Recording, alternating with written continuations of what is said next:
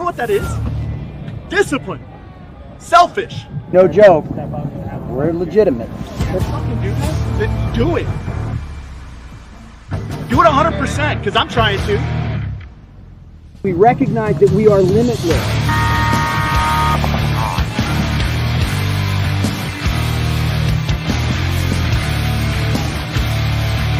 You gotta be a champion to become a champion, right?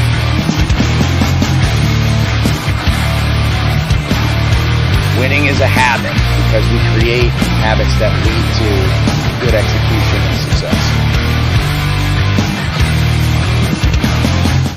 It's episode 68 of The Coaches Show, the podcast dedicated to all things revolving around paintball, coaching, strategy, theory, and of course, the people who make the sport what it is. I'm Coach Mike Bianca of San Diego Dynasty. With me, as always, is my friend and co-host, Coach Ryan Gray of Red Legion. This past weekend was the NXL Europe Portugal Invitational in beautiful Lisbon, Portugal. Congratulations to Joy Division for defeating Roholt Dynamite in the finals to win the Pro Division. Of course, our congratulations to Dynamite as well for making their very first professional finals appearance. However, before Dynamite were to play Joy Division in the finals, they had to get to a brand new team to the European Pro Division from France by the name of LTF. We're going to take a look at and break down that semifinal match for you tonight, as it was back and forth slug match. Some interesting shenanigans took place at this one that we have to talk about because they're just fascinating. This episode is brought to you by Max Sportswear. If you're playing the NXL or Regional League, contact Charles today for contingency details. Trust us, it's going to be worth your time to reach out. Remember, for all your custom paintball goods and now some contingencies, get maxed. And BKI, the best knowledge in paintball. If you want to elevate your game, join BKI. Look at his hoodie he's wearing. You could get a hoodie like that. It'd be cool. New platform and content is on the way. Use code COACHSHOW to let them know you heard it here on the show. BKI, where you can quite literally learn from the best one-on-one. If you're a manufacturer, brand manager, store, field owner, or heck, you just like the show, we love your support and we need you. So we have a new pricing structure for this year, and we're eager to discuss it with you and how you can partner with us. Please contact Ryan throughout our social media channels, or you can contact him at ryan@thecoachesshow.live. I think that's the first time I ever got that line right. So Ryan, here we go. It is the European first event, and there's some surprises there.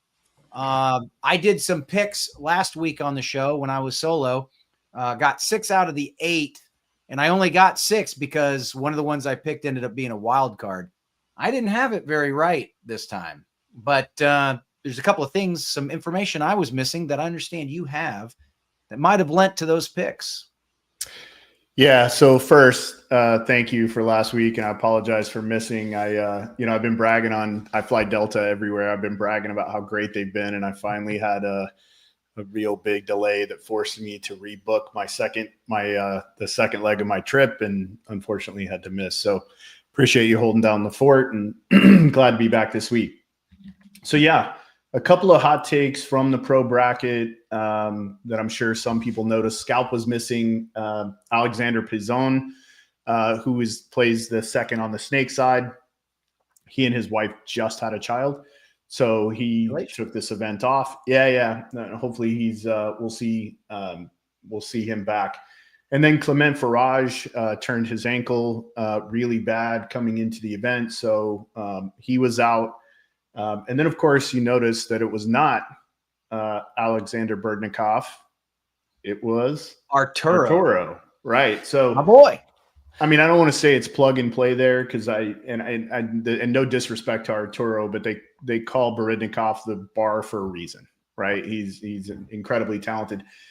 And, those 3 guys were starters all last year. So 60% of the starters on Scalp weren't present. And you could definitely tell that on the field. There was a little bit of chaos and miscommunication in the mid game. It was kind of present that they were missing pieces, right? And Faraj, he's that middle guy who connects the communication back and forth. So I'm sure him not being there was a big challenge for Coach Vince. Right. In fact, I know it was. Vince and I talked for about 20 minutes today, just kind of talking about the event and some things that are going on with the team. And he said it was a real challenge. And then LTF, previously Tauntauns, I think you mentioned this last week on the show, made up mostly of Joe Bar, which is another French Division I team. And when I say Division I, that's their Premier League in France, where the pros in France play. So they're still really good, right? And then a few other guys mixed into that. And of course, Tava, because it is still LTF, which is Les Tauntauns Flagueur, right? So it's still Tauntaun, it's just LTF, right? So he's still on the team, which of course you kind of expect that, right? Right. If it's a Tauntaun thing, he's going to be there. Yeah. So Austin FSU, a completely new roster. Marky Franz is really the only one left from the last 2 seasons roster that's still there. Completely brand new group. 5-star, had none of the Canadians. So they all Spain men, and I think only 6 of them. So they're running a very tight roster. Correct. Mm-hmm. One big thing that I noticed about Portugal is there were a lot of American pros. There were. Yeah. We had American pros. Yeah, there was 3 on one team. I believe, maybe, right? Offenberg coming at you. Obviously being coached by Todd Adamson. Obviously, had Mark Johnson from AC Diesel. Had I believe, didn't they pick up from Aftershock?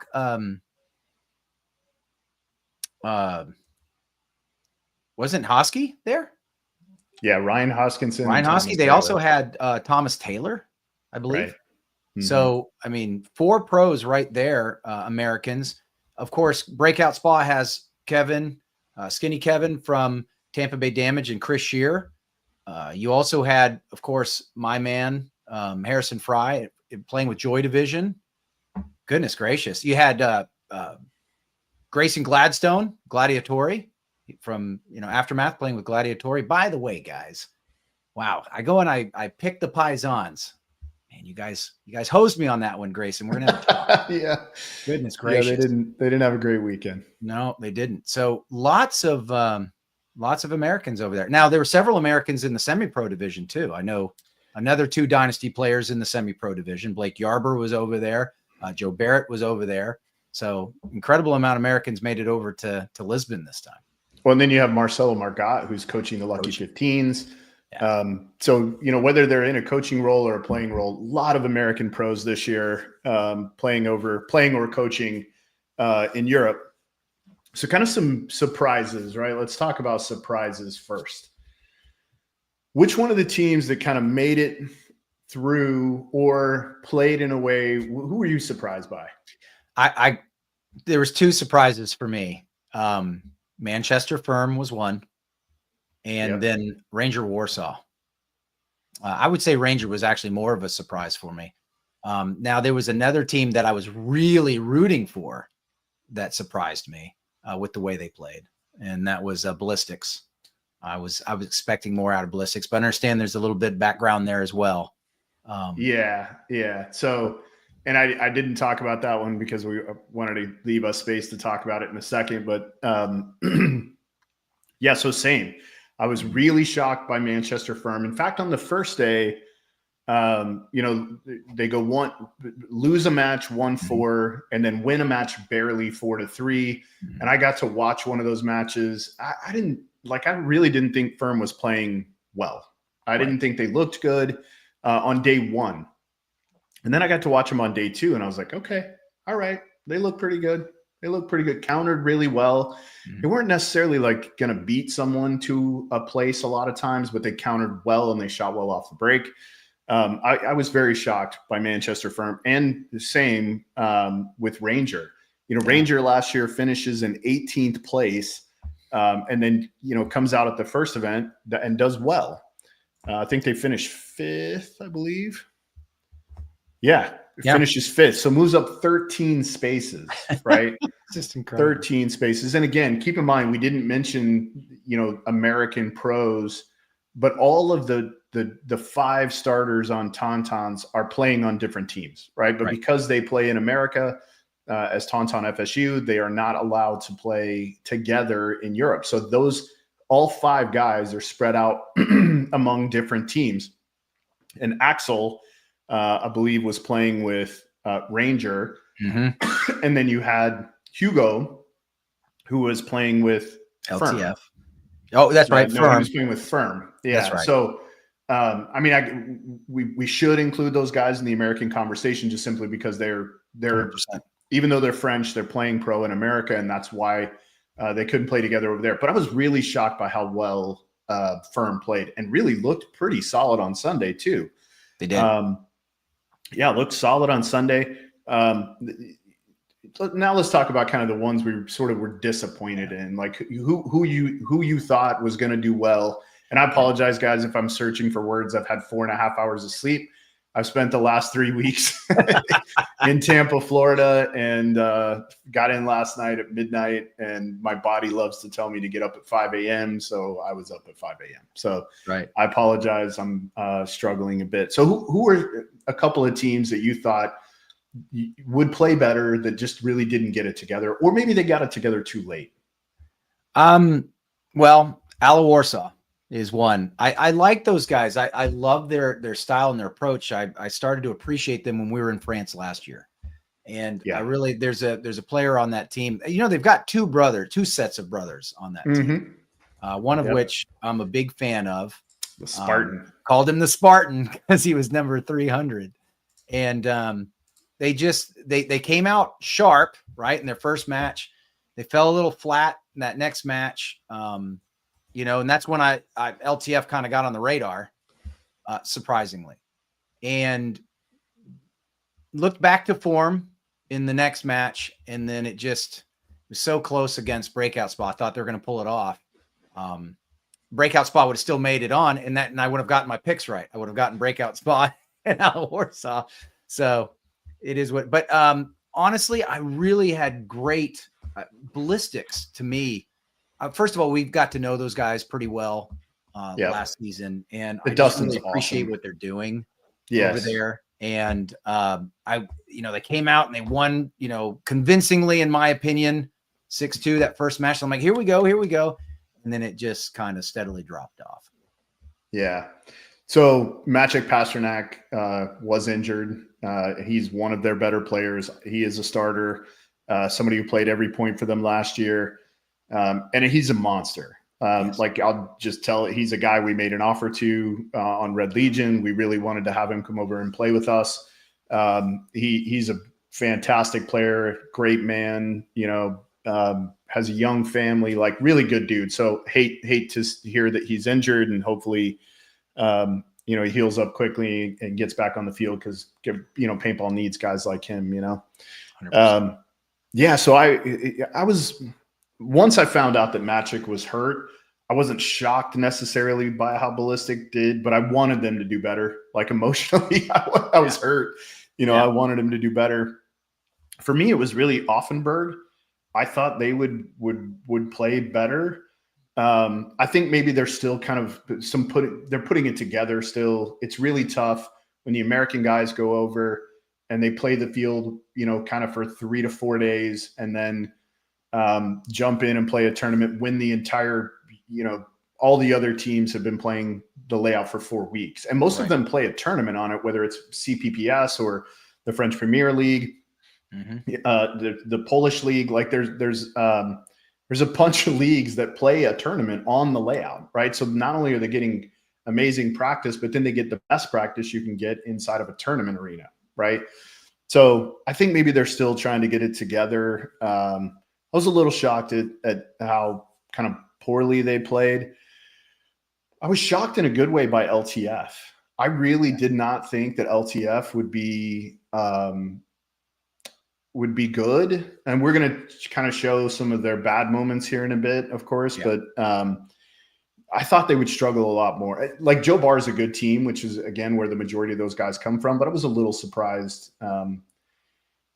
Christian, there may be a reason for that. You guys will see in Atlantic City why that may have been a thing. I don't want to like spill the beans, but we'll see. We'll see. There's a good chance that he may be in Atlantic City. That's just put everybody in the professional division on notice. So, there's a good chance. I'm not going to say it's for sure. There's a good chance. Yeah. I'm with you. I think LTF, I didn't see LTF coming. I knew that this was kind of the reincarnation of Tauntauns. I'm familiar with the semi-pro. There's 5 from the semi-pro team.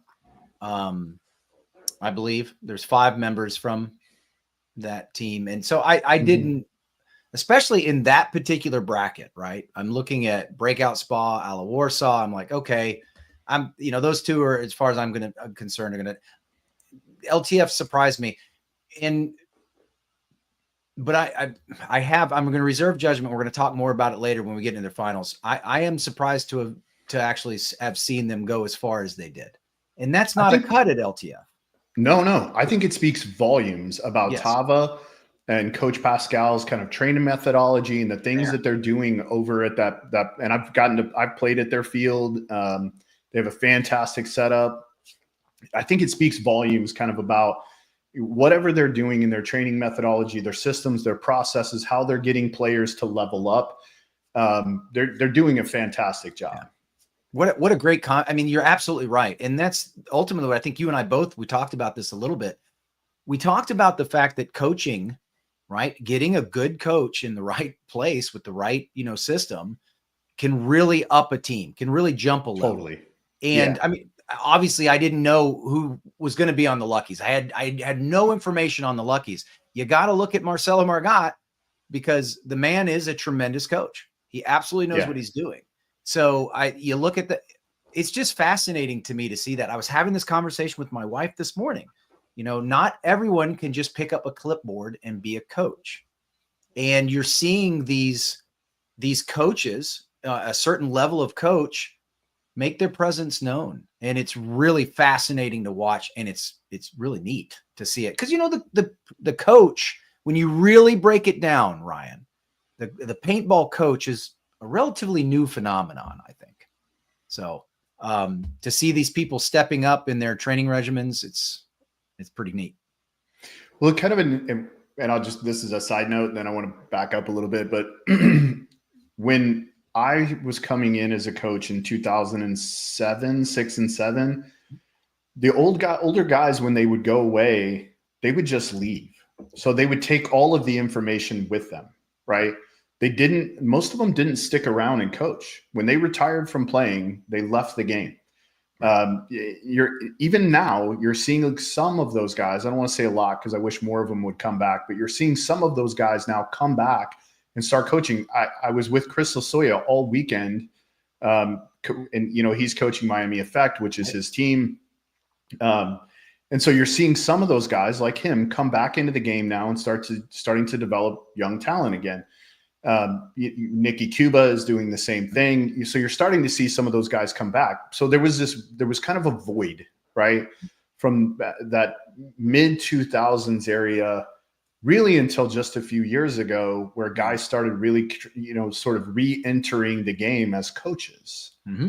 But I want to back up to when we were talking about coaches, but like the combination of Pascal and Tava is like the combination of you and Ryan Greenspan. You've got to have, it's the combination of the right player who can see the field in a really dynamic way while they're playing, right? Which is also incredibly fascinating. And we could spend an entire episode talking about that. Good.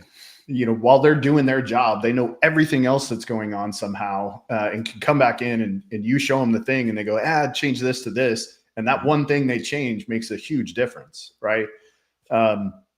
It's the combination. I got to spend the last 3 weeks with Justin Rabikoff, and I haven't spent a ton of time with him since he was young. And even then I didn't spend a ton, but quite a bit.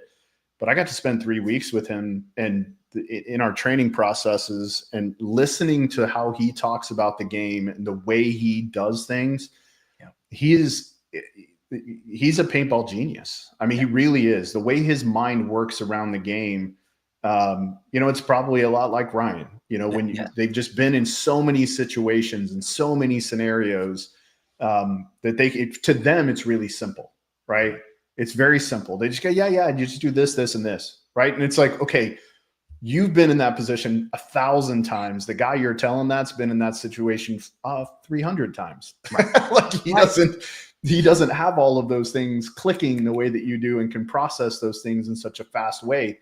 And so it's not, my point is, it's not just about Pascal. You've got to have a Tava, right? You have to have a Colombo who can support the things that you're saying and then also add his own layer. As Kirill likes to say, as coaches, we put the sauce on it, right? We're the ones, we're the ones kind of putting that last layer of flavor on the deal because of the collection of information we're getting from all of these, kind of amazing athletes. So it's really, again, in my opinion, how LTF did is it just speaks volumes about what they're doing in France and how their systems are working. And obviously they are, right? They're doing a very good job.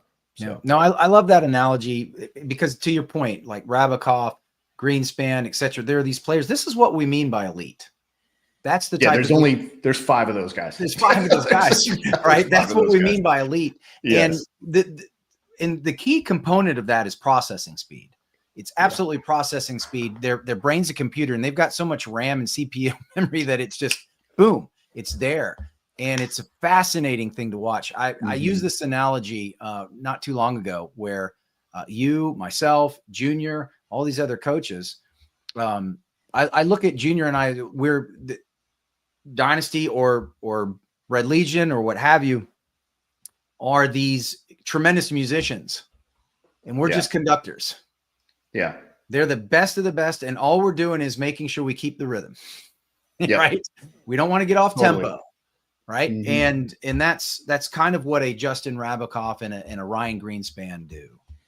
They're that incredible musician that's going to take point.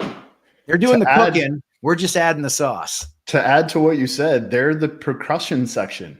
Yeah. Right. They're the ones who are laying out the tempo, right? Based on what the conductor does. Nice. Those are the guys that are helping create the tempo. So yeah, I mean, it was, I had just an incredible 3 weeks while I was there. I mean, it was so cool to really be immersed in the process. I mean, literally every day we leave the house at 8:30, we get to the field, we train from about 9:30 until noon, sometimes 12:30, depending on the evolution that we're running that day. We leave, we have lunch, we go to the gym at 3:00. Which was also fun for me because I got to lead them through all the workouts and add some mobility things in. And then we're done for the day. They go home, they clean their guns, they wash their clothes. And we did that. Like you go Monday, Tuesday, Wednesday like that. Tuesday, Wednesday, Thursday, you get Monday off, you get Friday off. And then we do all team training on Saturday and Sunday. And focusing on those things that we worked on Tuesday, Wednesday, and Thursday. And we implement those skills into the game process.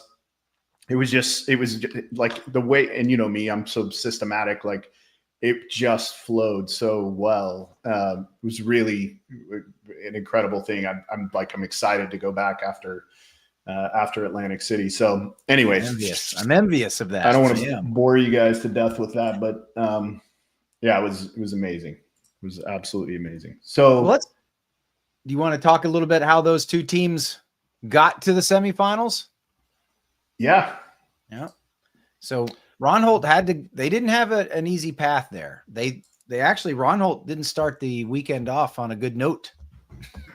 They actually lost to Ranger Warsaw 5-3 in the prelims, but then turned around and the next 2 matches were pretty decisive. They beat Paris Camp Carnage 3-1, Ballistics 6-1. That's a mercy in Europe, isn't it?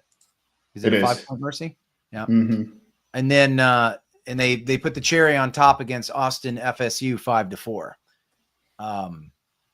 They had to get through a very tough, what I thought was a team that was probably heading to the finals, in my opinion. The PP Arena Pilsen. But they didn't just get through PP. They mercied PP. They put them 6-1 in the quarterfinals. Say PP again. PP. PP. It's fun to say. The commentators were saying it too. So it's like, oh, PP, oh, PP. So anyway, so they did not have an easy road to the semifinals. Now, LTF, on the other hand, LTF didn't have an easy road as well. They start off mercying 5-star. They shut out Ala Warsaw. So in the first day, they're undefeated and they haven't even had a point scored on them. They have kind of a low scoring match against Section, and then they lose to Breakout Spa, and then beat Ranger Warsaw in the quarterfinals in a nail biter 3-2 to end up meeting Roholt in the semis. So, yeah. So both teams were tested getting there.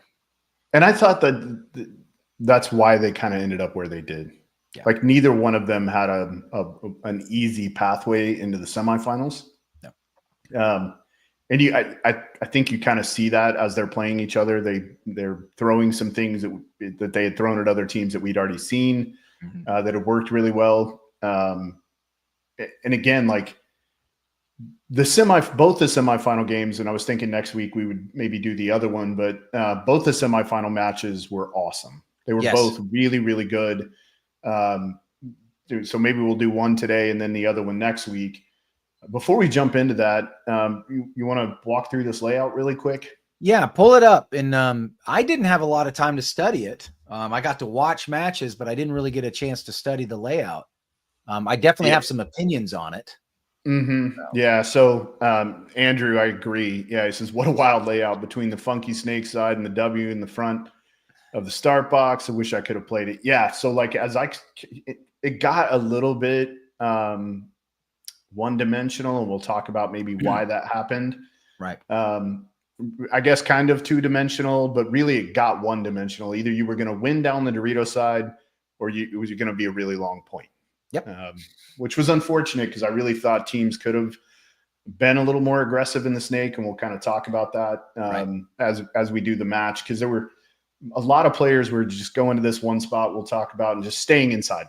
Yep. They wouldn't wrap and try to go to the next place and, get a couple of kills. You're probably going to die, but you're probably also going to get a couple of kills before that occurred.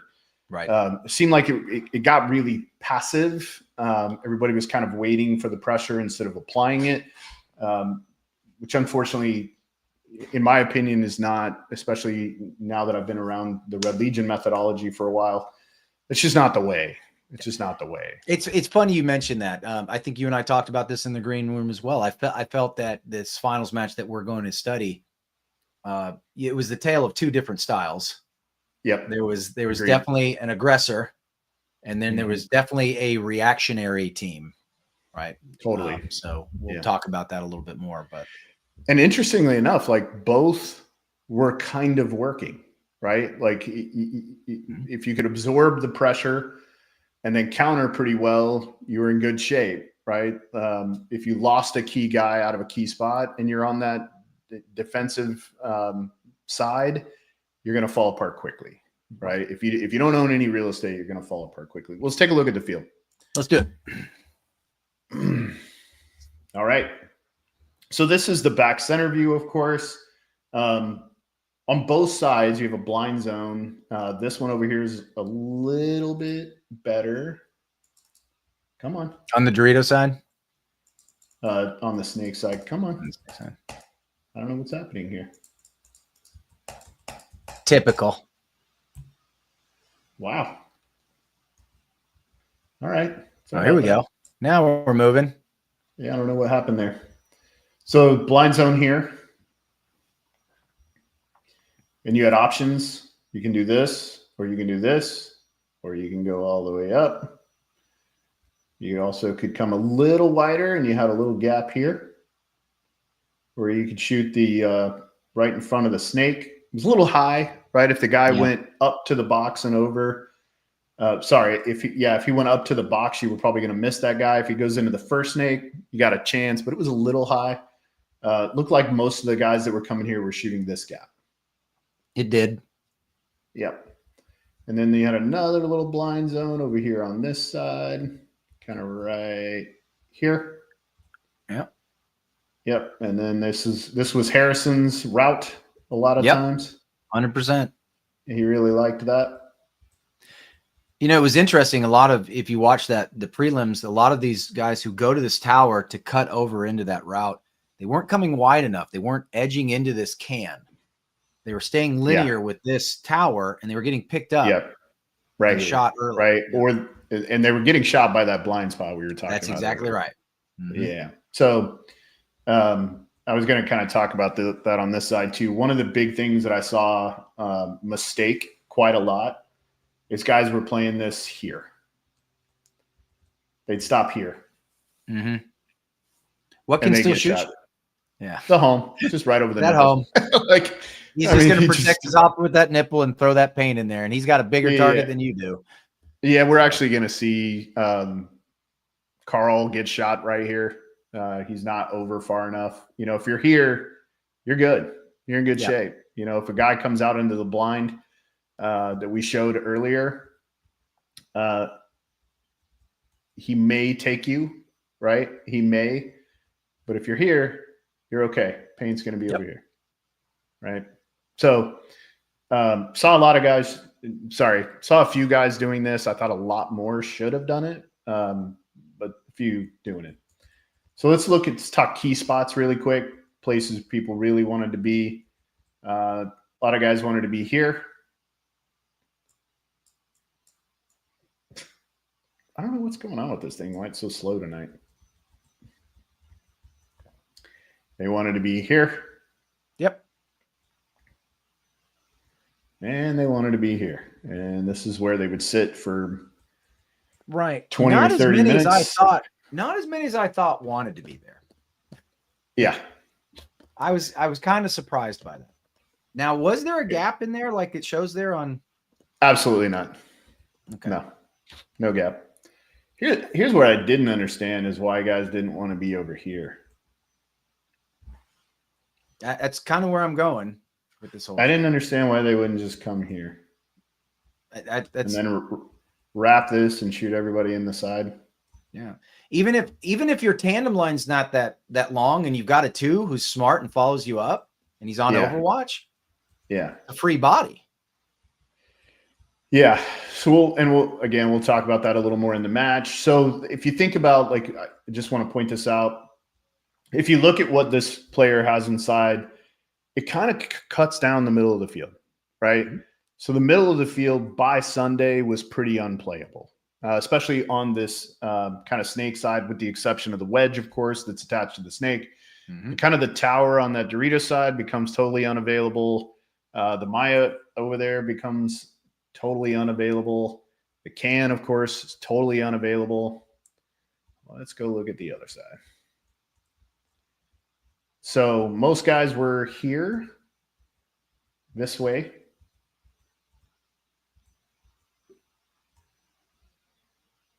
Can you wrap the outside? Yep. If you go low and don't have a mirror. I mean, you got a mirror, but. Yeah. So if you guys could see that, that's where that first Dorito brick is, right there. Yep. All right. And guys wanted to be right here.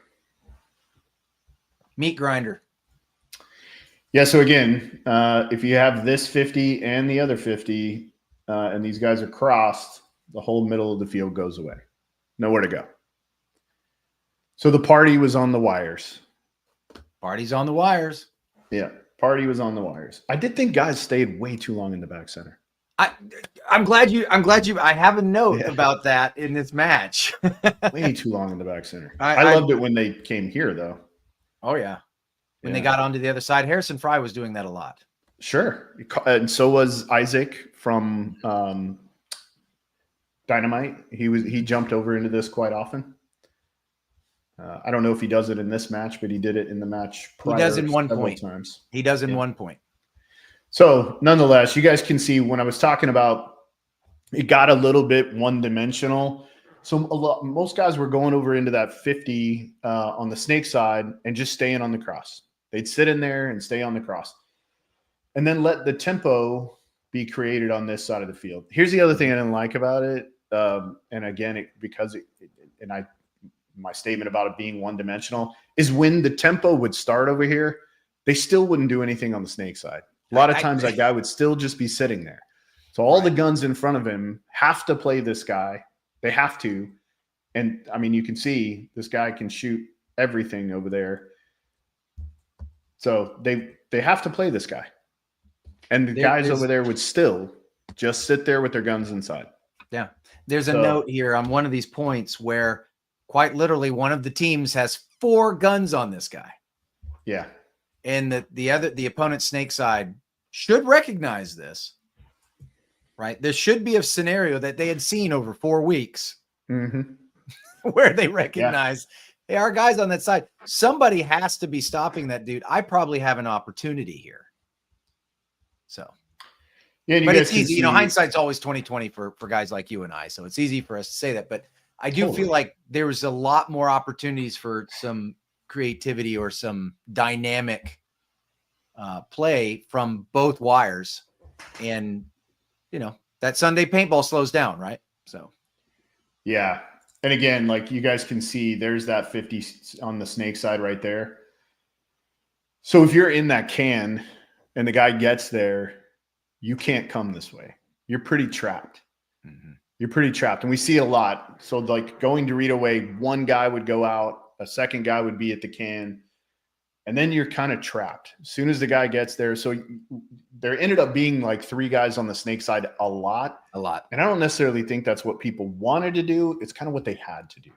I agree. I think it was, we were just forced to do that. There were several opportunities where you'll see that home player go out to be a force multiplier snake way when the real play should have been for him to go Dorito way.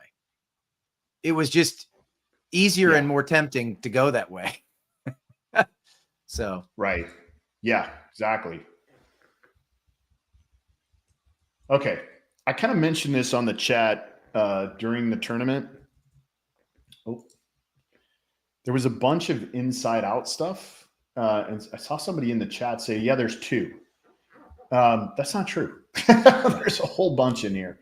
So on the snake side, if you look at, and we talk about this in entry points, right? Right. If any of you guys have been to one of our coaches' clinics, we talk about these in entry points. So you have an inside out here, right? Where you can come in front of this Maya behind the temple, and you can go to the first snake. You can go to the second snake. You can go to the brick, and you could go to their wedge, which I only saw one time and it worked. And I wish more people would have done it. Yeah, I think it was Grayson Gladstone. It was. Yeah. And he did it perfectly. Yeah. He did it perfectly. So you have multiple entry points on the snake side.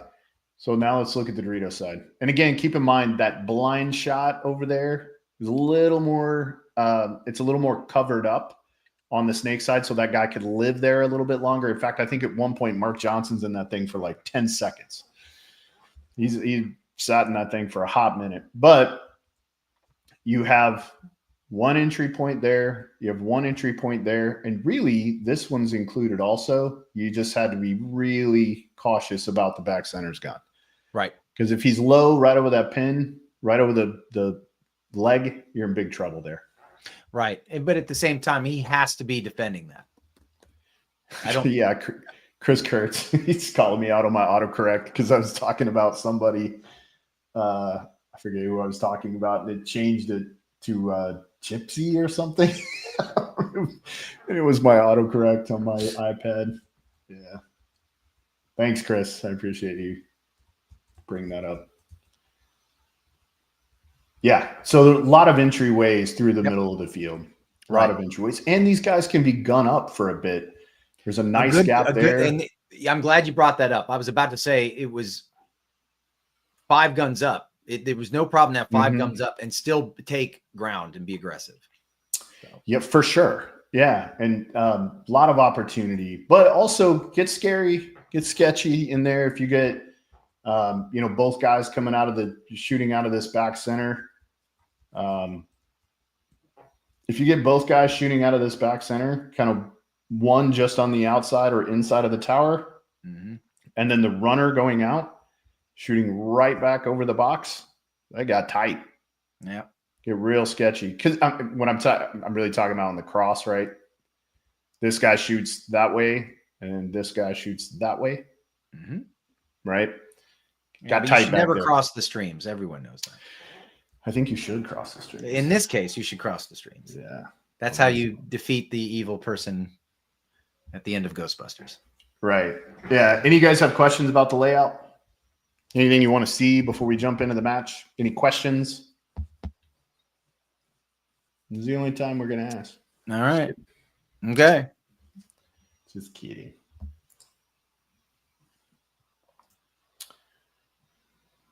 Man, I got this stupid cough. It won't go away. All right. So here we go. The semifinals match between Roholt Dynamite and LTF. It was a 5-point match. Technically 6-point because went into overtime. So, yes, Chris. We've talked about this before. I do think the paint limit helps movement. Surprisingly, in some instances, not a lot, but you would think that it would lend to that eventually. Unfortunately, there's some instances where a lot of European teams play that lockdown game, and now both teams have no paint, and none of them are willing to risk certain things. So it can go both ways. But I believe that, yeah, I think it promotes movement. Ryan? Yes. No, but not on a layout like this. I don't care how much paint you have. When you have large Doritos like that, that can cross, and then 50s that can be on crosses, and everybody's shooting really far at each other. No, I don't. It didn't help on this layout. In fact, we put the number of points scored, points played. It was 6.33, which is almost 1 full point less per match than we normally see. So in this situation, the limited paint did not help with movement. But usually what we see in Europe from a tempo perspective, the biggest difference, and Mike, his experience may be different, but it's really ballistic for about 15 to 20 seconds. They really get to the 50s really fast. You'll see kind of maybe more of a pocketed breakout, but they launch out of it really quickly. Whereas in America, guys will sit on lanes longer because they have more paint. So they have more opportunity to sit through a gap. Whereas in Europe, they don't have that. So the flash is really quick. So 2-3 seconds and they're kind of, everybody's sliding out all over the place, and they play on turf, which does also make a difference. You'll see that, nobody's sticking to the ground like we do every time we go to Florida. You see guys hit the ground and, they kind of stop on a dime. But nonetheless, usually I do think it helps, but it didn't on this layout. So yes and no. Yeah. All right. Here's another good question for you. What do we got? What about the old school way when the flag was in the middle and everyone died or alive scored points and grabbing the flag first mattered? Well, what about it? No, that certainly promoted movement, I would imagine, right? But keep in mind, matches were a lot longer then too, right? You had a lot more time to make things happen, and it was usually either when it was X ball, right? When it was the 5-man X ball and they were doing 15 balls per second, I don't know. Maybe you think the 15 balls per second promoted movement, with the flag, or are you talking about 10-man? You talking about 7-man? You talking about the old school X ball? So lots of stuff we could discuss there. Obviously layouts and team styles and etc. lend themselves to a lot of different aspects of the game, but we'll see. I thought this was an interesting and fascinating layout. Some teams played it differently than I thought they would. Some teams played it exactly the way I thought they would, but we'll still see. We'll absolutely see. So welcome back, my friend. Thank you. Yeah. Double espresso right before we start the show. Maybe not the best idea, but had to do it. I gotcha. Had to do it. All Yeah, right. that was that is a good question. Because if you are talking about in the modern style, like would a center flag help improve movement? The answer is no, because they tested it twice. They tested it, kind of with the buzzer things at the World Cup 7-3 thing, and then they tested it again in a slightly different way at the testers at the beginning of the year, and the answer was no. It did not increase movement. It increased movement early, but then it would stay off again. It would stop. So it doesn't improve movement. I wish I will tell you, I love the 4-pod format. I wish we would do it in America. I do think it would help here. It's probably an unpopular opinion that I have, but I wish they would limit paint here.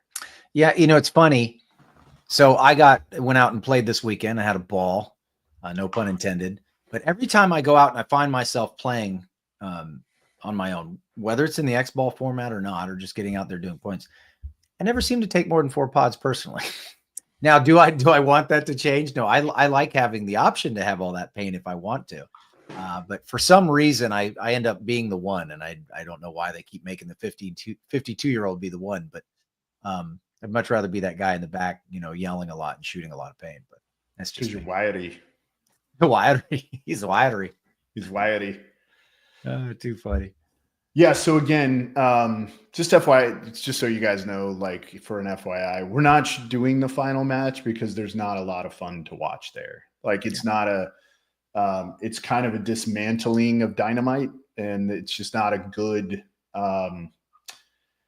On the show, we like to talk about things that teams are changing and altering, and what kind of adjustments they're making in the pits, and what kind of conversations they may be having. When a team gets beat 5-6-1, so it's mercy rule victory. There's just not a lot of fun there. Not a lot of things to talk about. Not a lot of things to talk about. I mean, we could talk about the psychological aspect of what you're saying and doing as a coach.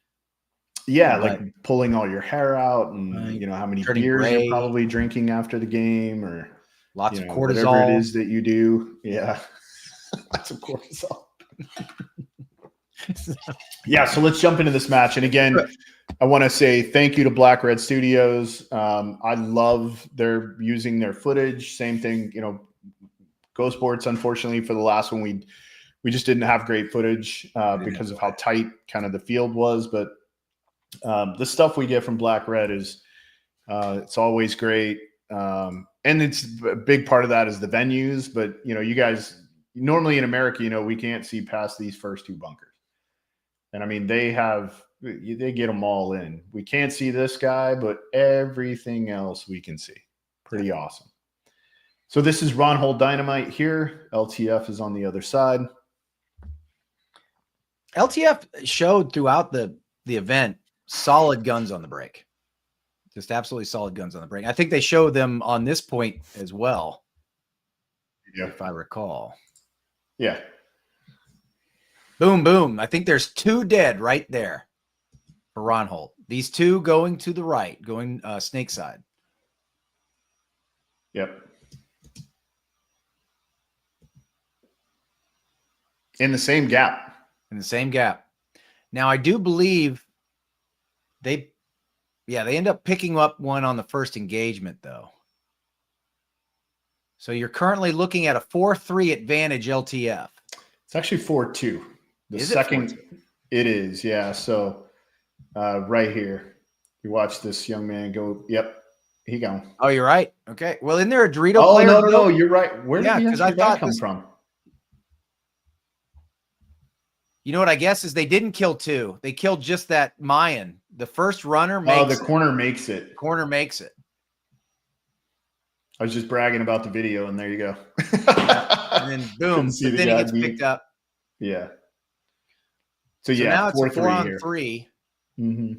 But in my opinion, Roholt actually, with that Dorito presence, and then LTF pulls back here. Okay. Did you understand why this happened? Why did he go back? The only thing I can think about why he pulls back is because they're panicked about the Dorito. But this He's whole looking for some side is kind of draw dead. shot. Why? In my opinion, I feel like you want to push this and flip the field personally. Absolutely, right? And this is what I was talking about when we were doing the field walk earlier. There's so many times I saw guys sitting here or going back instead of pressing and just humiliating these guys with the volume of paint you can put on them. But that bingo. I just didn't understand.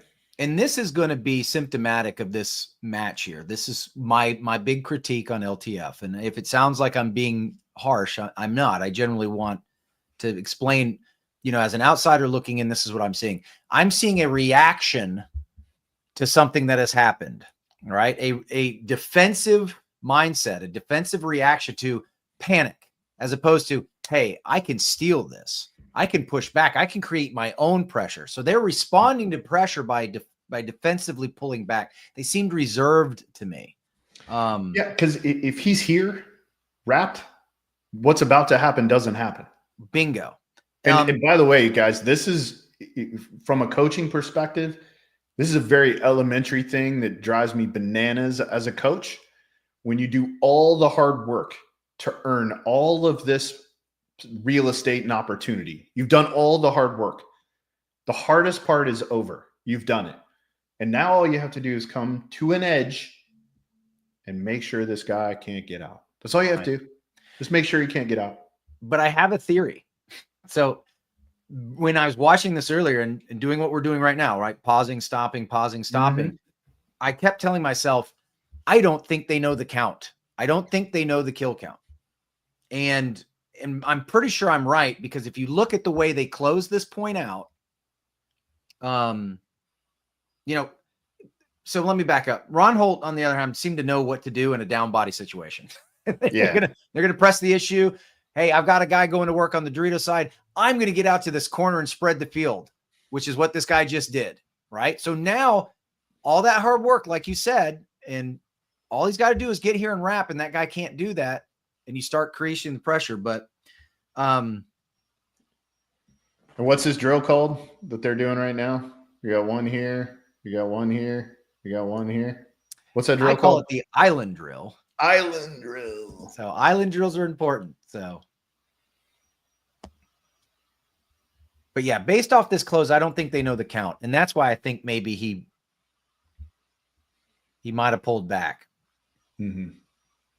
In addition to the Dorito threat. Yeah, he just goes, sits across on this can, which again is not a bad deal, right?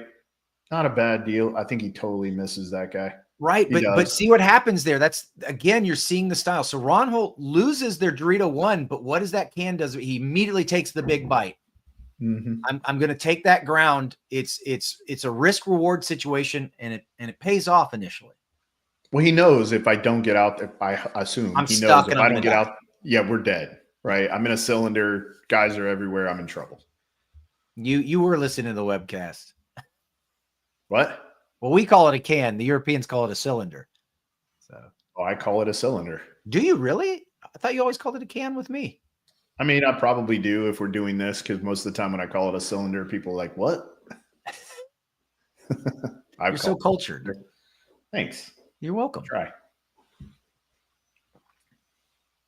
So LTF now trying to close the point out. They've got the body advantage. There's 3-on-2 advantage.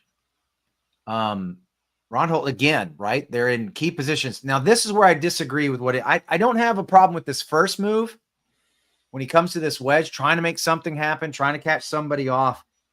I'm not sure his final move here that he tries is when he comes to this tower here. I'm like, what are we doing? And I don't know the field that well, but I can tell enough that this didn't seem to make sense to me. He should have gone right back. Go to the wedge and then go right back to the edge. Bingo. Right? Pull the gun in and then pull it out. Maybe you can trick him into an easy kill. Right. And here's why I think they don't know the count. There goes the last Roholt body. Now pay attention to the snake player. Give it just a second. Doop de doop. Yeah, they don't know what's going on. They don't know what's going on. And then I believe he actually gets on his belly and starts crawling. He does. So But again, finally that's get a another confession problem here about 12 seconds later. I think. That's another problem, right? Yeah. Don't know the count. Jeez. You know, but hey, if it works, right? if it works. So unfortunately, in this case, I don't think they knew it worked, and but it still paid off. So LTF takes the lead 1-0, and I believe that was what, a 2.5 minute point, maybe maybe a little over 2.5 minutes, or maybe a little over 3 minutes 47 seconds. Okay, ish. Yeah. Ish. On this next point 2, LTF once again, they're going to win the break.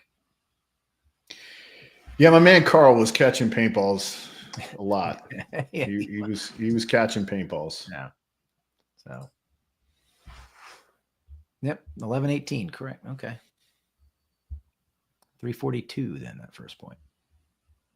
They really liked showing Roholt's breakout every time. They did.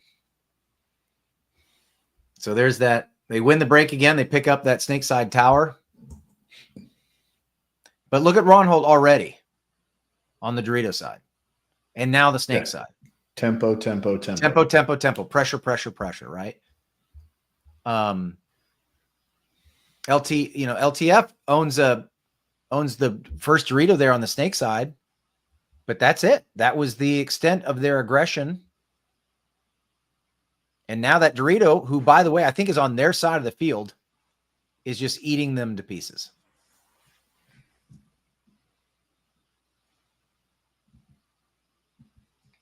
Did he go across? I believe he did. Let's see.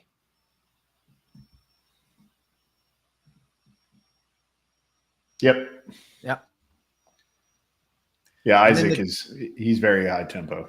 Yeah. And then here's 2's already taking ground, right? Trying to fill up behind him so that if he does lose anything, we haven't lost too much ground. So that's good that he doesn't let that tandem line get too long. Although I think he dies before the 1 does, though, which is bad. And as you can see, they're already in the snake edge here. The 2's now backed up his 1 on the Dorito side.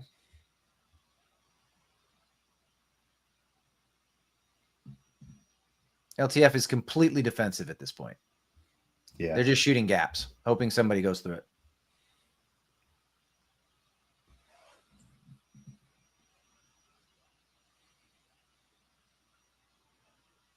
I love that kind of resiliency that Roholt shows. You know, we lost a body off the break, but we're still going. Yes. Yeah, 100%. the game plan, and that's like Red Legion's mentality too. Right. Like, and not just your game plan. And not just your game plan, but this field was conducive to it. I really felt like it. Yeah. So yeah. Where do you find the biggest difference in limited versus unlimited? He really likes to talk about paint. Zone control. Is that the same question? No, I actually think it's somebody else. Okay. The number of paintballs would be my initial response. That's the biggest difference. Sean, that's me being a smart aleck. I apologize. I didn't mean to do that. What obviously would be, in my opinion, gap holding and tempo. Mm-hmm. So here's Roholt. He sees the opportunity.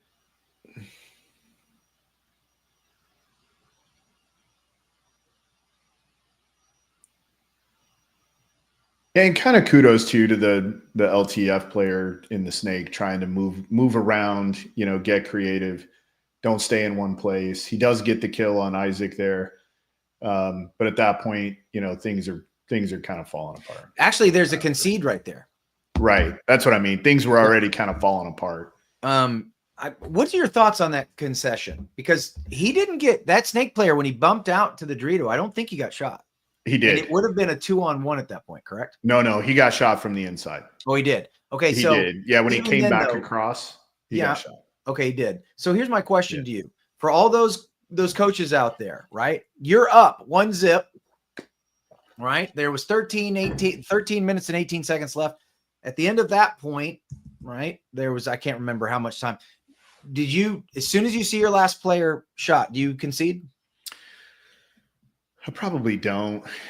I probably let it. And again, if my guys are shooting really well off the break, I might let it go for a minute just to see, like, maybe he's got a hit in the pack. You know, I would give it a beat. Give it Yeah. a beat. Just kind of, you know, kind of feel it out. So just an opportunity, another coaching. Give your opinion give your opinion in the comments. If you think that, what would you have done? Would you have conceded that fast as soon as the guy was in? You're up a point, right? What is it? My bad, brother. I apologize. I apologize. Hey, I appreciate you watching the show at 2 a.m. Yeah. Sean TV says, come on, Mike, it's 2 a.m. here. Don't be like that. I do. I apologize. And honestly, like Ryan, I'm not on a lot of sleep as well. So, my bad. So. Yeah. So, and again, just to go back to your original question, I do think the biggest difference is lane holding, right? Which is where it does increase the movement. Like, it's easier for guys to get between gaps when a player can't sit through one and just dump 4 or 6 pods, kind of through a zone. Now, I want to give Jason kudos because we haven't had a layout really like that lately. The last year, because of all the beams and how creative he's gotten where he's put the pins, it's been hard to have a place where you can sit and shoot a big gap. Like, you may have a teeny tiny gap now, right. But again, all the players are so good, right, that they can put you away enough to get through a small gap. Right. Or we've had a layout where there's one gap. Yeah. There's one, and then the rest is not so much. So now that let's throw this up there. Now that I'm not sure they're doing this in Europe though, Andrew. Now that they're chronoing people sitting by the start box to hit the buzzer, it might wait a little bit. In this instance though, right? The team that lost that point's probably not gonna, if the winning team sits there and just hovers around the box, yeah, I'll concede it 100%.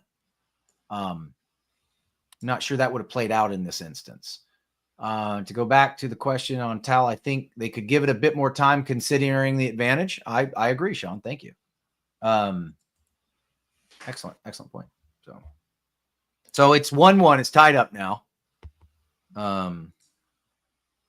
Heading into point Sean 3. asked, and I was mainly Sean states, and I was mainly curious because with being in the UK, playing X ball has always been limited paint since I started playing in 2016. Yeah.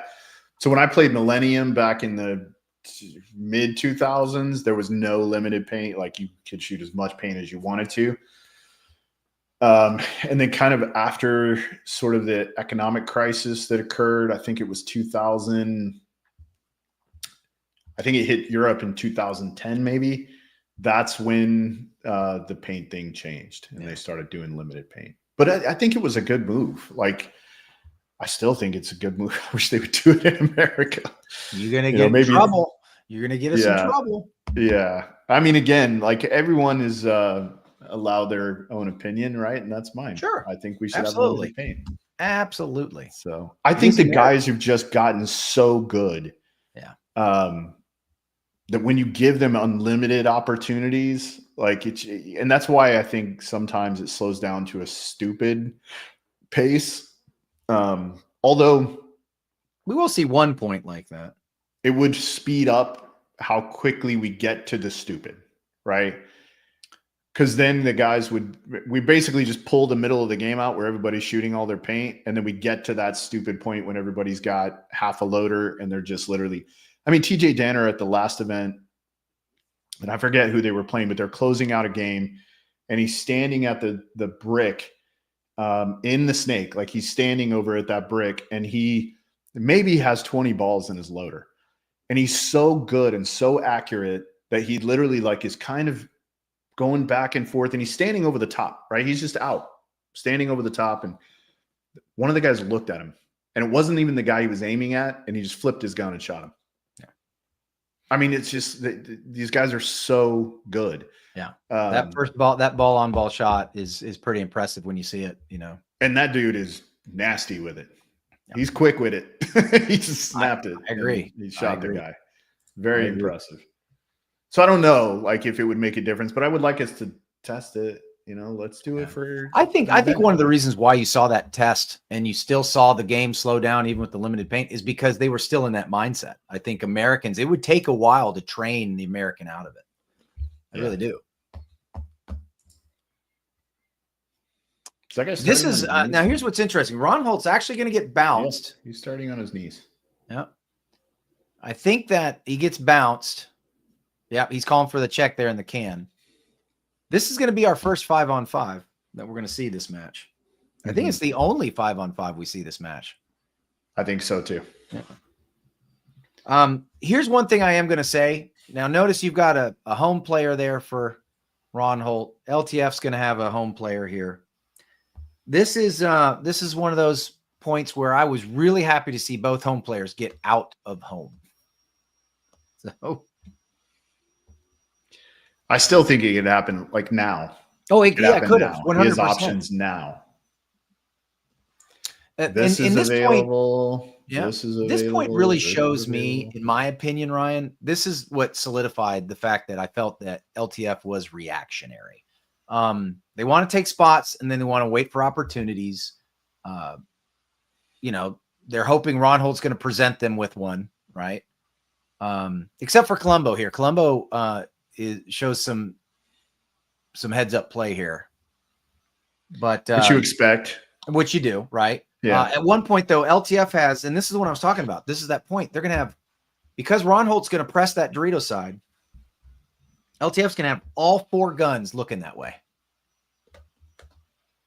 All 4 guns looking that way, and unfortunately, the Roholt player doesn't recognize it. But by the way, you're going to see example of a good towel here in this point. This is an example of what I was talking about when we were walking the field. Like, you ended up with 3 guys over here a lot, not because you could win from here, but because it was so hard to get out over here. Yeah, I mean, as soon as a guy's in this snake area, it's just really tough to get out over here. So you ended up with 3 guys over here, kind of in a stalemate, just literally sort of playing patty cake. Can you back it up 5 seconds? Yeah, of course. Watch the player in the can. He's Dorito away, talking to his guy. All right. And he's going to say, hey, what was that? What was that? Hey. Oh, hey, snake. Right. So he's trying to communicate that. And it was kind of telling to me. I felt like that body language alone felt reactionary, you know, like, it's not intentional. It's not intent. Right. You know, like, it felt like it wasn't intentional. It's like, hey, I have to shoot this way. No, you don't. I would hide from this guy. I would be out on the other side. Now that was Colombo making that move. By the way, I don't think, was it the 2 that picked him up? It was, yeah. It was this guy. Yeah, this so guy, he thought this was popped. that. Yeah.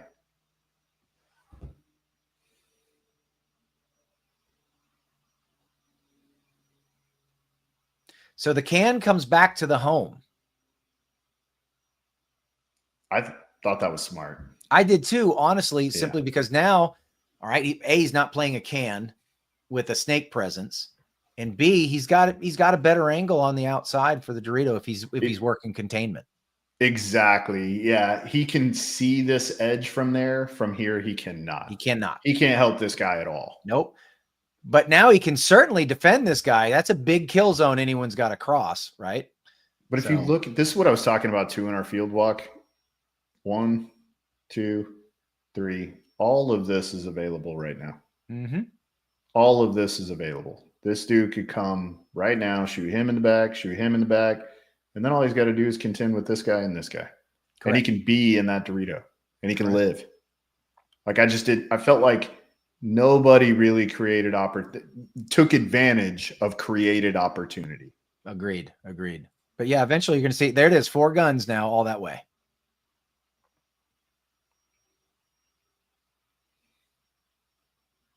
And that lasts for a while.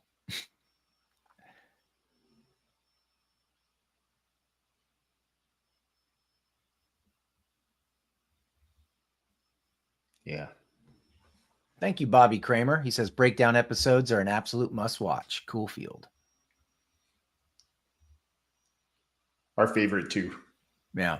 I believe this is the point. This is the longest point of the match. It is. It's forever.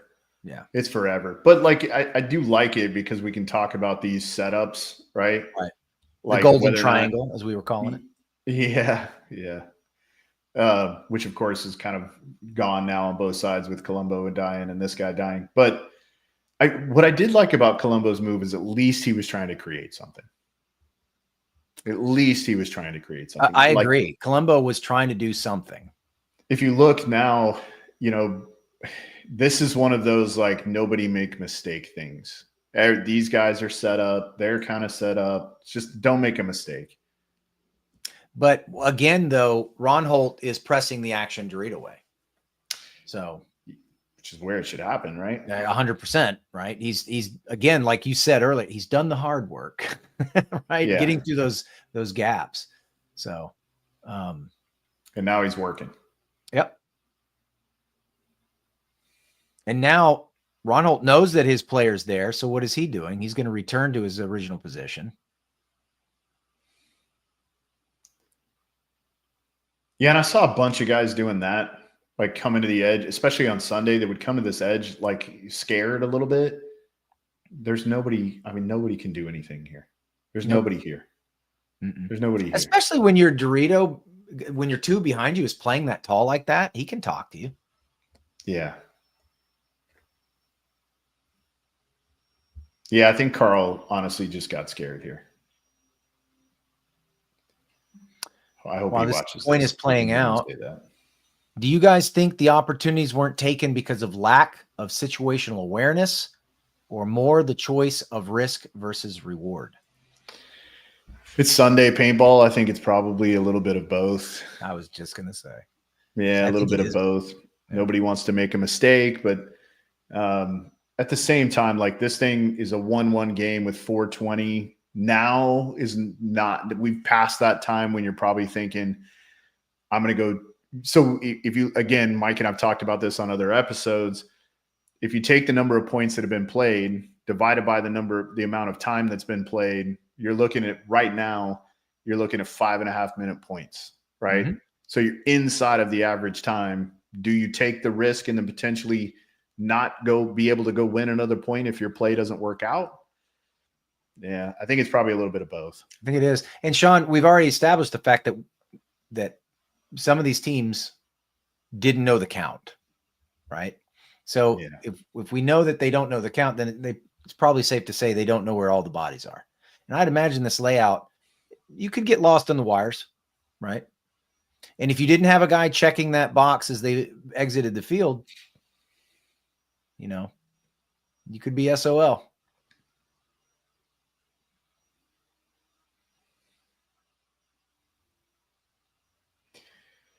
So it's obvious they're probably all low on paint at this point. Which to me, that's when it's time. Let's go. Let's go. Right. Yeah, so they're under the 3-minute mark now. It's still 1-1. Probably, you know, obviously with limited paint, they probably don't have more than maybe a pod, or maybe even just a hopper on their back. But again, Roholt's decided to press the issue. I like how this ref watches him go back. Yeah, like they bird dog like crazy. They bird dogged him pretty bad there. Roholt pushes up through the center because they got that key kill out of the Dorito side. Pulls back. Costs him. Yeah, I think it's a whole lot of not taking a lot of risk and not knowing where anyone is really. But yeah, they close out here. That's where the towel came in because it had just about to hit the 2-minute mark. They were, I think came down to a 3-on-1 at that point. And the coach for LTF towels it immediately. So good towel, in my opinion. You still have plenty of time on the clock. You're only down by 1. You've got over 2 minutes. Now, as a coach, you're doing the math, right? You're sitting there going, hopefully after 4 weeks, you've worked on your 60-second point, your 45-second point, right? Or you realize that, hey, our average point is this, maybe not this particular match, but our average point has been this. So it's within the realms of possibility. So there's a lot of different things you're doing as a coach from a point perspective and a clock management perspective.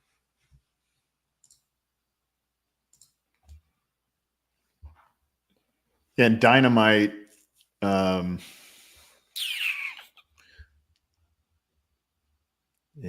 points, their first one, 4, 7, 9. So they played tempo, except for one match in the preliminary rounds. They played tempo. LTF 5-0, 3-0, 2-1, 1-5. Played a little slower. Yeah. Which is obvious, right?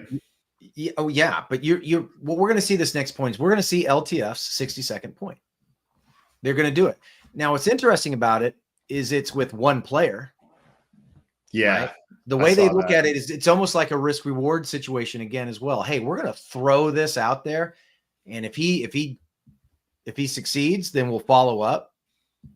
I really felt like it was like that one. They're going to risk that one body and leave the 4. And I might be wrong. I might not remember this as well as I thought I did, but somebody's about to have a point.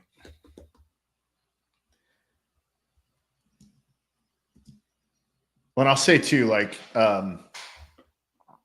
Dynamite in their last match in the preliminary rounds to Austin FSU goes down 4-1 and then rips off 5 points in a row. And I mean like minute-long points. And they were ripping. So they can play high tempo. Oh, absolutely.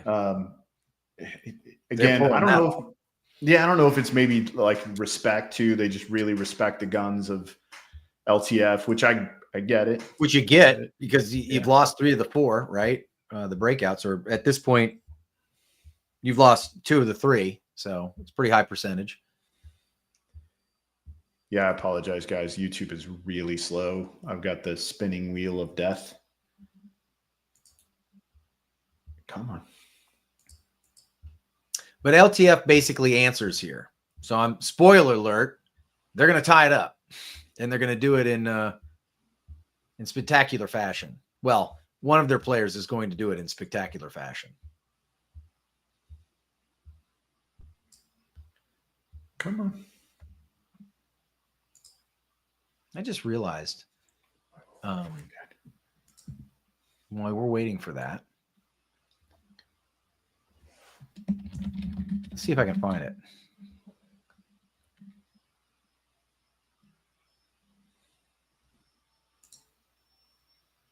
So, yeah. So I'm working on my dad jokes. Anyone want a dad joke? My weapon. Ryan, you're going to love this one. I'm very proud of it. Okay. You ready for my dad joke? Sure. I tested it out on my 10-year-old and he gave me his approval. Did you hear about the restaurant on the moon? I did not. Great food, no atmosphere. All right. It's pretty good. All right. I'm glad that's over. Next. Yeah. Not great. Pretty good.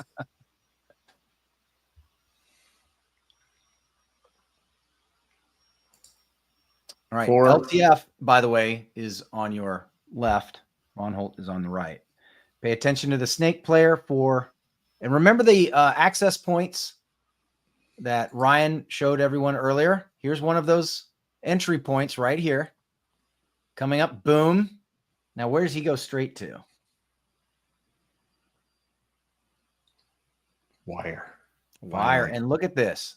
Bam. Just go right away. This is exactly the route I was talking about earlier. I just don't understand why it wasn't used more often. I do too. So there's 2 kills. His 2's now behind him. So here's the up tempo, right? That tandem line's not long, not playing defensively. Which also opens the middle of the field up. which is what If happened, you can right? get here, you can come all the way through the middle because they can't come inside of this gun.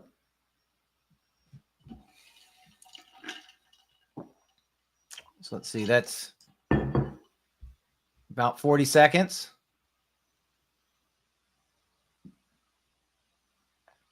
Yeah, I don't understand that, but Yeah. I didn't get that weird crawl, but And it ended up being, once he hits it, exactly 1 minute or a minute one. He could have hit it a lot sooner, right? So that was definitely there. I mean, it was a great play call, great execution. I just feel I want like to show you guys that. Yeah, I want to show you guys this really quick. We talk about like when you get really good at shooting a spot off the break, you can create opportunities for yourself because you can start to make a player dive, right? Mm-hmm. You make them put their gun down and dive, which means whatever space that gun was occupying off the break is now free. It's open. Mm-hmm. So if you watch the way Carl goes in here and you look at the guns go up here, watch the guns go up here, you're going to have 4 here. And you're only going to have 3 here. At some point when the spinning wheel of death ends, that's when you'll see it. YouTube is so slow tonight. See that? Pulled up and went, nope, I'm going to dive. Which is what creates that. Right. We talk about creating opportunities, right?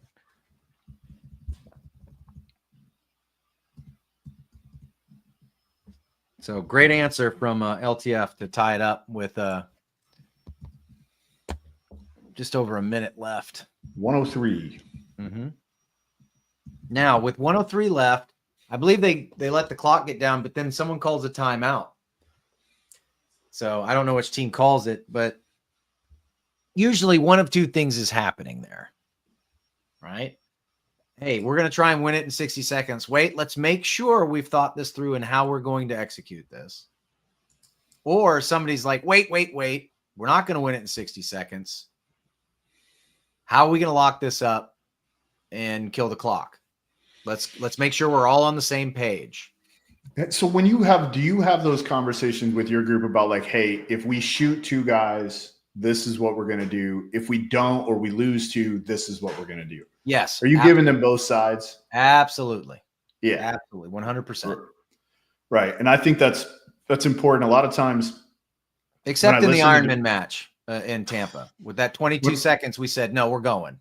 When you listen to divisional coaches, a lot of times I listen to them talk about what's going to happen in a good way, right? Yeah, here's the play. We're going to shoot this guy and this guy off the break, and then you guys go win the point, right? And there'll be a minute left.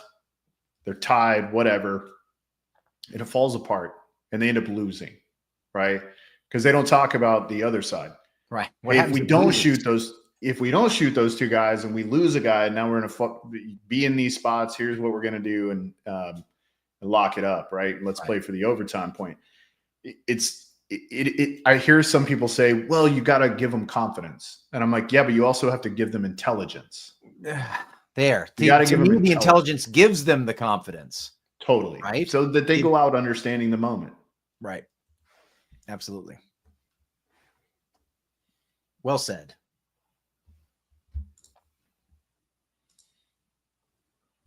$103. Based off what you're about to see here in that timeout that took place, and they're about to fire off, do you think it went according to plan for either team? No. Yeah.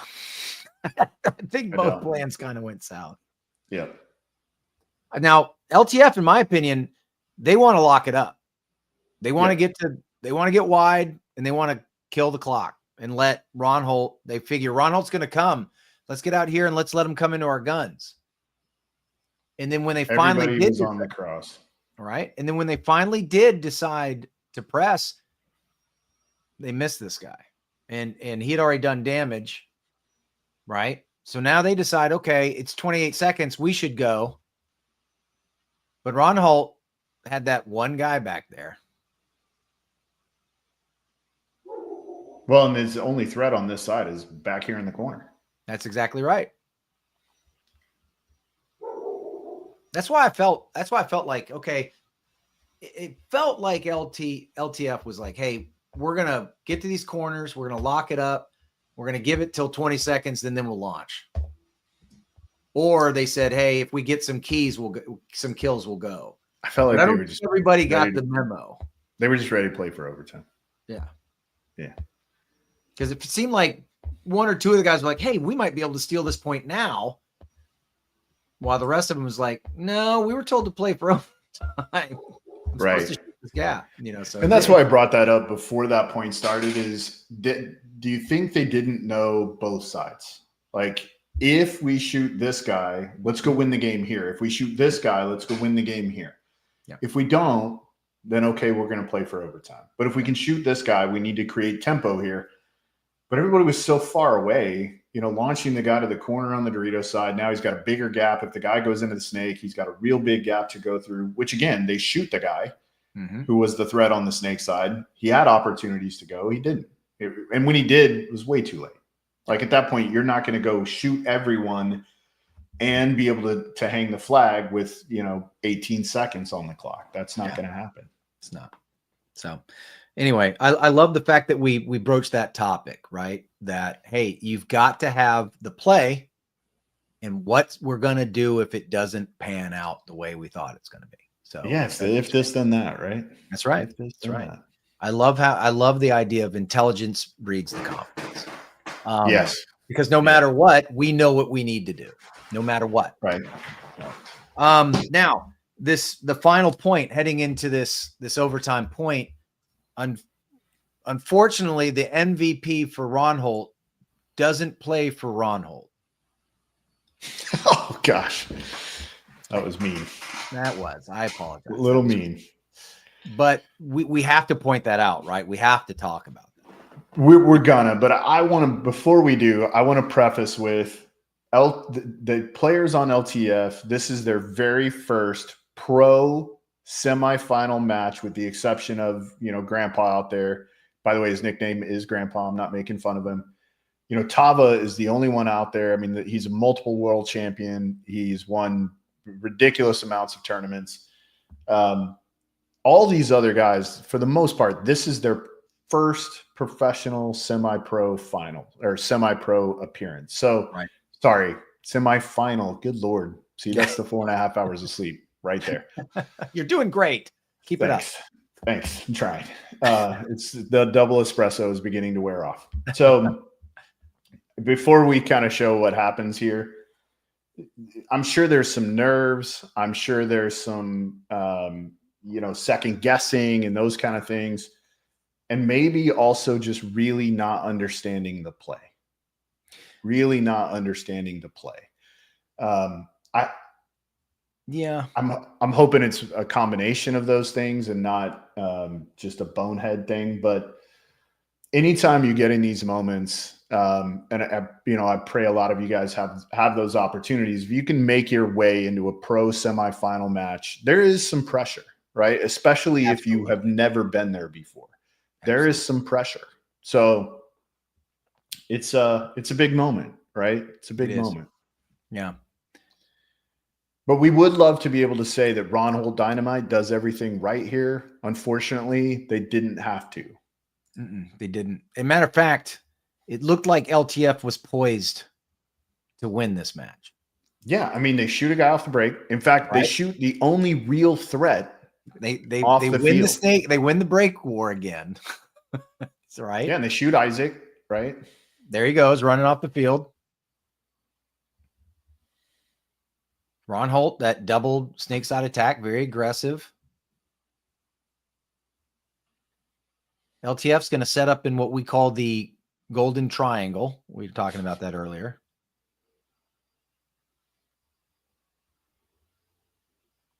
And they've got 5 minutes here, right? They got 5 minutes, no big hurry. I like how Roholt wants to get into those key bunkers early, create pressure. So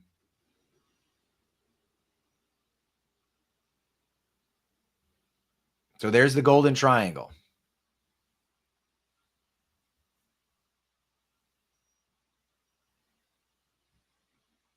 Now they also own the can and that D-side tower, correct? Yes. Yeah. If the Roholt player crawls up, maintains Overwatch, D-side tower doesn't live. Yeah, he shoots him right here. Shoots him right there.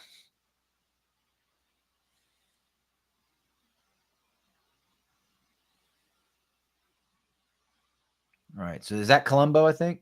It is. It is. This is Colombo here. All right. He's probing, looking for an opportunity.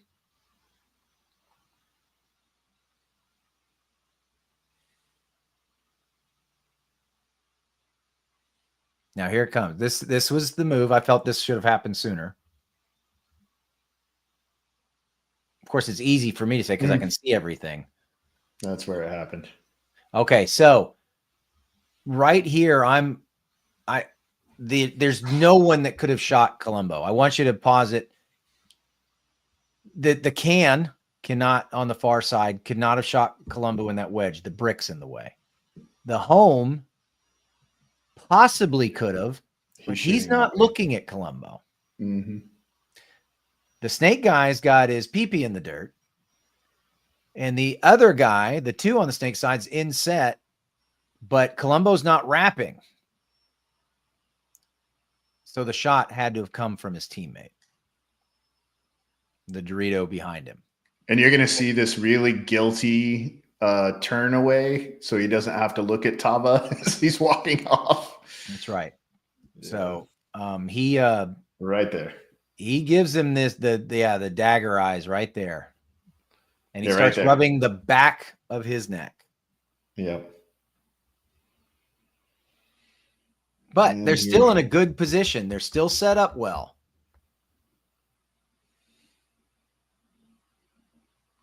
Here comes the second bad one.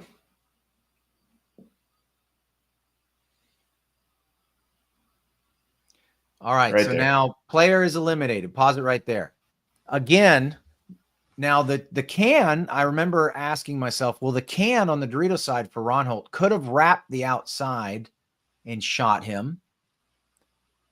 But that's the only guy that could have done it. So I go back and I backed it up to see if the can was wrapping. The can was not wrapping. And I said, wait a minute, what's in frame? And that's when I saw the Dorito player engaging down the wire, and he snaps back into his bunker. And when he does, he puts a ball on the back of this man's head in front of him.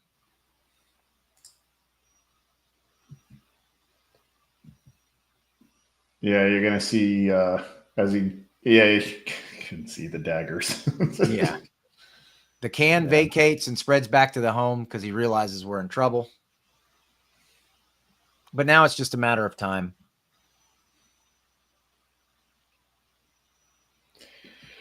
Yeah, so again, we'd love to be able to say that Roholt did everything right here, but unfortunately, they had help. So the tower finally falls.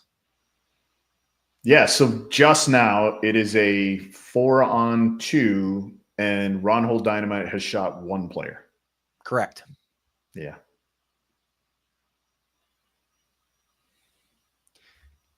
Now you're getting under 2 minutes here. You're not in a bad spot, but I don't feel like these two, right? They're both kind of switching back and forth, and I don't think they're working together, or maybe they could. I didn't have audio, but it just didn't seem. I kind of felt like he should have stayed in the Dorito so he could shoot this, and then he stays here and can protect him. Yeah. I mean, really again, hindsight's 20/20 for you and I. Sure. I mean, again, it's a little more risky with this. I'm okay with this, simply, especially if they didn't see the move and they think he's still in the Dorito. Maybe that offers an opportunity, but I do feel like Aztec takes a lot of his visual acuity cross field out. Yeah, but right now nobody can see the middle of the field. None. Whatsoever. At least if he's here, he has everything at least inside of that edge. Right. It's just wildly slow.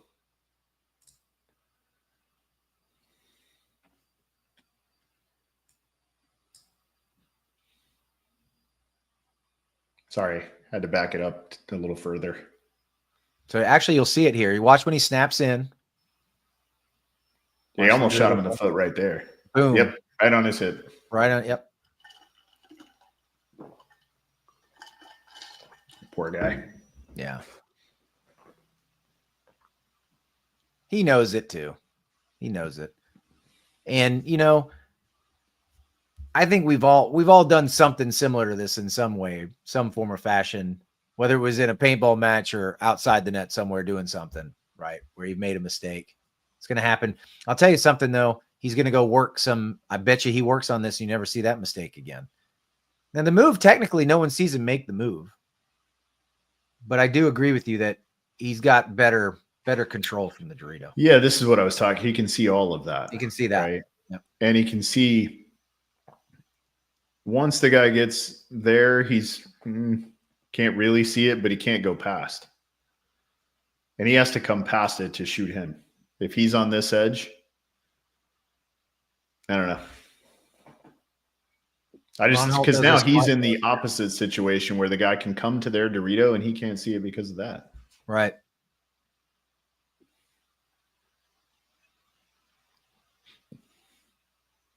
The referees.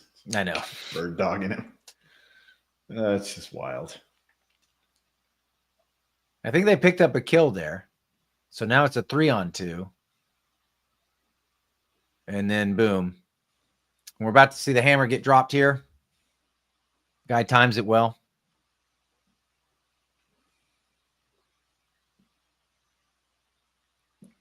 Yeah. So Carl does shoot all three guys there that Roholt shoots. Yeah. I mean, it was, I don't know what to say. And that's the match.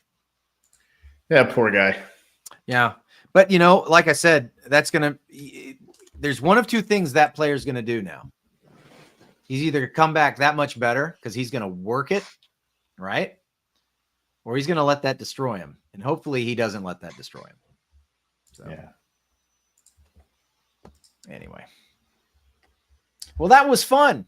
Hopefully everyone else had fun with that one. Yeah.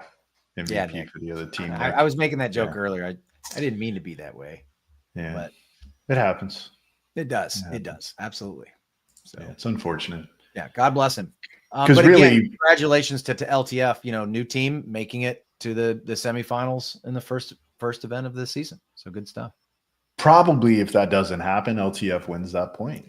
It's hard to say. It is. Would have been nice to see it, but guys like Tava are really good in those hairy situations. Like they're good. So Bobby Kramer says, think you'll be back to another Euro event. Mike, is Team USA next year again? You mean this year? This year. If Ryan Gray and Team USA and Anthony Vitale and all those cats will have me, I would absolutely love to be there. And we're actually working on that. Yeah, if you mean this year, we were both invited back last year, so hopefully Mike gets to come. Yeah, I would like that. That would be nice. Mike is trying to work right now. Ryan will definitely be there, and I'm working, trying to work it out to where I can get over there. So, yeah, we hope so. Yeah. We hope so. And whether or not we'll be back next year, we don't know. Yeah. No hospital visits. That's right. Yeah. No hospital visits. Yes. Yeah, for sure. That was not good for any of us. That was a rough night. I think it was rougher for Ryan than it was for me. Ryan didn't it was get not. Any I was not. I was in no pain. I was in no pain, and I have had 5 kidney stones. And, I never. I know what that's like. So yeah, hopefully again. not. So good time. Yeah. So kind of the theme of that match, right? You really saw kind of both sides of the coin there. Like Mike was really illustrating, sort of the LTF sort of methodology with sort of being reactionary and defensive. And you saw like Roholt Dynamite, even down bodies were attacking, right? They kind of only had that one point that was really long. They really lost the point of attack. They didn't understand really where they had the advantage and how to take advantage.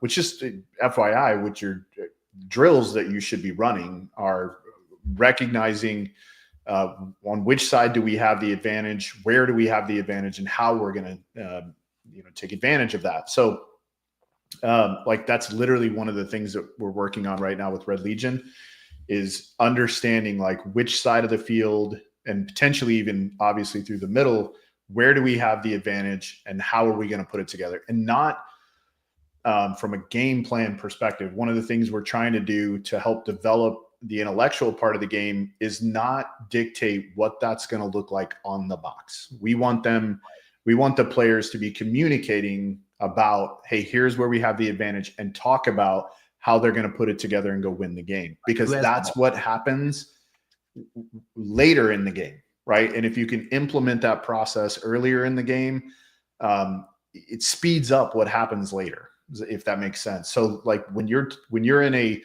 island drill situation and the two on the one is trying to figure out how they're going to take advantage of them and go win the game, that's the same thing that we're working on. We're just doing it literally from the box, right? We don't want to tell them, hey, here's who we want you to shoot off the break, and here's, go here, do this, go here, do this.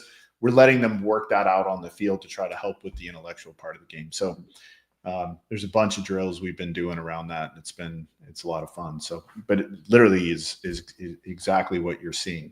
So I love it. Yeah, it was good. It was kind of the yin and the yang there, wasn't it? It really was. I love it when we have that sort of thing too. I really do. When we have opportunities to kind of show that. And in some instances that what we'll call risk mitigation wins the day. And it's neat when that happens well too. Because believe it or not, it's I don't like to use the word defensive. We've had this conversation. I don't like to use it. It's risk mitigation, right? It's trying to understand the situation and playing to your strengths. And I think that's a key component to any successful team. You got to play to your strengths. Yeah, Matty Marshall says, you go to your weakness or their weakness, right? So you're always moving toward a weakness. Either you're taking advantage of theirs or you're moving toward yours. So, it's just risk mitigation, right? Yeah. Try to plug a hole or take advantage of a hole. That's right. So, absolutely. All right, guys, I'm going to go to bed. Good idea. Thank you guys for watching. We appreciate you. Next week, maybe we'll do the other match. We'll see. Maybe we'll post a poll. We should post a poll or something on the page or something. Man, we ask people all the time. They don't ever respond. Those goober smoochers. I know.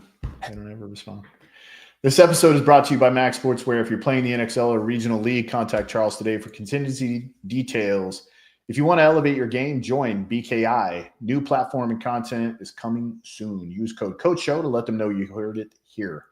Thank you for joining us tonight. Thank you to Black Red Studios for allowing us to use the video for our breakdown. Thank you to Major League Paintball, Darren Cessna, Kevin Fillers, Alex Sorensen, and Tom Cole.